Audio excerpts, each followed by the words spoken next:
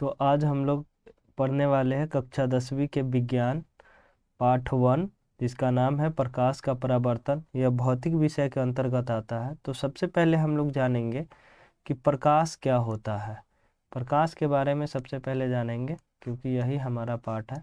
तो देखिएगा, प्रकाश एक ऐसी युक्ति है जिसकी सहायता से हम किसी भी वस्तु को आसानी से देख सकते हैं। प्रकाश जो होता है वो छोटे छोटे कणों का बना होता है, यानी कणों के मिलने से बना होता है। निर्वात में कहे जहाँ की वायुमंडल उपस्थित नहीं होता है, वहाँ के पे प्रकाश की चाल सबसे अधिकतम होती है। इसका मान होता है 3 × 10⁸ मीटर प्रति सेकंड। इसको किलोमीटर में कन्वर्ट किया जाए तो 3 × 10⁵ किलोमीटर प्रति सेकंड होता है। यह ऑब्जेक्टिव में बहुत बार पूछा जाता है, इसको ध्यान रखिएगा।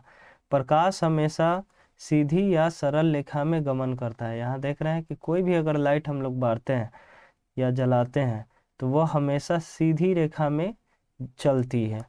अगला देखेंगे, प्रकाश स्रोत के बारे में समझेंगे हम लोग कि प्रकाश स्रोत क्या होता है। तो जिस वस्तु से प्रकाश निकलता है उसे प्रकाश स्रोत कहते हैं। जिस भी वस्तु से प्रकाश निकले उसे क्या कहेंगे? प्रकाश स्रोत कहते हैं।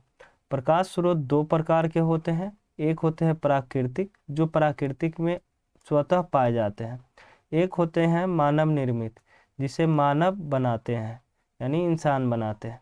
प्राकृतिक कौन कौन होते हैं? जैसे सूर्य हो गए, तारे हो गए, ग्रह हो गए आदि। ये सब क्या है? ये सब प्राकृतिक प्रकाश स्रोत कहलाएंगे। मानव निर्मित प्रकाश स्रोत के बारे में समझेंगे कि जिस वैसा प्रकाश स्रोत जिसे मानव बनाता है। मानव क्या बनाए हैं? बल्ब बनाते हैं, मोमबत्ती बनाते हैं, लालटेन बनाते हैं आदि तरह तरह के प्रकाश के लिए वह कोई भी वस्तु का निर्माण करते हैं। ये सब आता है मानव निर्मित स्रोत के अंतर्गत। नेक्स्ट हम लोग देखेंगे कि प्रादीप्त वस्तु क्या होता है। ये भी बहुत इंपॉर्टेंट है, प्रादीप्त वस्तु। तो वैसी वस्तु जो प्रकाश उत्सर्जित करती है, वैसी वस्तु जो प्रकाश उत्सर्जित करती है यानी स्वतः प्रकाश को निकालती है, वे कहलाती है प्रादीप्त वस्तुएं। जैसे सूर्य हो गए, जलता हुआ बल्ब हो गया, जलती हुई मोमबत्ती हो गई, जलता हुआ लकड़ी हो गया, कोई भी चीज जो स्वतः प्रकाश उत्सर्जित करता हो। अपरादीप्त वस्तु वैसी वस्तुएं जो प्रकाश उत्सर्जित नहीं करती हैं, यानी प्रकाश उत्पन्न नहीं करती है, वो कहलाएगी अपरादीप्त वस्तुएं। जैसे कि आपका कोई भी टेबल हो गया, पत्थर हो गया, कुर्सी हो गया, पुस्तक हो गया, पौधा हो गया, चंद्रमा। इम्पोर्टेंट इसमें देखना है कि चंद्रमा, आप आगे भी पढ़ेंगे इसको, प्रकाश के परावर्तन में ही पढ़ना है कि चंद्रमा का स्वतः प्रकाश नहीं होता है। वह जो होता है सूर्य से आने वाली प्रकाश को परावर्तित करके हमारी आंखों पे आता है, तब हमको लगता है कि चंद्रमा का प्रकाश है। लेकिन वास्तव यह है कि चंद्रमा का कोई भी अपना प्रकाश नहीं है। आगे आएंगे, प्रकाश की किरण। प्रकाश की किरण क्या होता है? एक सरल रेखा में चलने वाली प्रकाश को प्रकाश का किरण कहते हैं। यानी एक सीधी रेखा में चलता है कोई भी प्रकाश तो उसे प्रकाश के किरण कहेंगे। प्रकाश का किरण पुंज समझेंगे। प्रकाश की किरणों, यही जब किरण, अगर कोई भी किरण है यह अगर समूह में आ जाएगी तो इसे क्या कहेंगे? प्रकाश का किरण पुंज कहेंगे। यह मुख्यतः 3 प्रकार के होते हैं। कितने प्रकार के? 3 प्रकार के होते हैं। कौन कौन है? अपसारी किरण पुंज, अभिसारी किरण पुंज, यहाँ अपसारी किरण पुंज, अभिसारी किरण पुंज, माफ कीजिएगा, यहाँ पे होगा समांतर किरण पुंज। क्या होता है? समांतर किरण पुंज। 3 होते हैं, अपसारी, अभिसारी और समांतर किरण पुंज। आगे ध्यान देंगे हम लोग, अपसारी किरण पुंज किसे कहते हैं?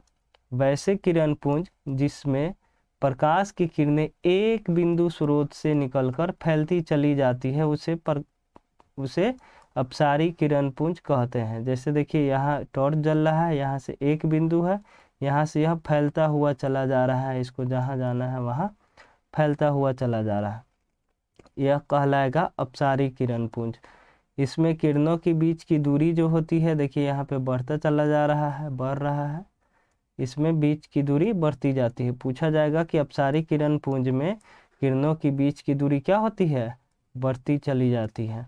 नेक्स्ट आएंगे हम लोग अभिसारी किरण पुंज में। अभिसारी किरण पुंज वैसा किरण पुंज जिसमें प्रकाश की किरण एक बिंदु स्रोत पे आके मिलती है, यानी कहीं से अगर लाइट जल रहा है वहाँ से एक बिंदु स्रोत पे आके क्या करेगा, सारा का सारा किरण आके मिल जाएगा यहाँ पे, तो यह क्या कहलाएगा, अभिसारी किरण पुंज कहलाएगा। आगे इसके बारे में डिटेल में पढ़ना है आपको।